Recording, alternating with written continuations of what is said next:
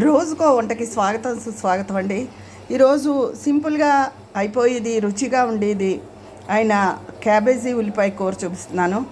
Cabbage, ఒక చిన్న cabbage, ఇది ఒక పావు కేజీ క్యాబేజీ, ఒక పెద్ద ఉల్లిపాయ, ఒక 3 పచ్చిమిరపకాయలు ఇలా తరుక్కోవాలండి. పోపు వచ్చి మినపప్పు, శనగపప్పు, ఆవాలు, జీలకర్ర, 2 ఎండుమిర్చి. అంటే ఆల్రెడీ పచ్చిమిరపకాయలు వేసాం కాబట్టి ఇలా ప్యాన్ పెట్టుకుని ఆయిల్ వేసుకుని ముందు పోపు వేయించేసుకోవాలి. ఇదిగోనండి, పోపు వేగిపోయింది. ఇప్పుడు ఈ క్యాబేజీ వేసేసుకోవాలి అందులో.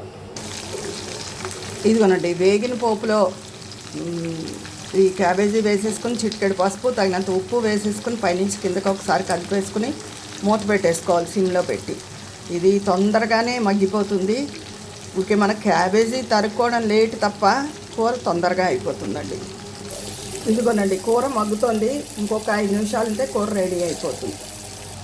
ఇదిగోనండి, ఎంతో రుచిగా ఉండే క్యాబేజీ కూర రెడీ అయిపోయింది. చెప్పాక తరుక్కోవడం లేట్ తప్ప కూర చాలా సునాయాసంగా అయిపోతుంది.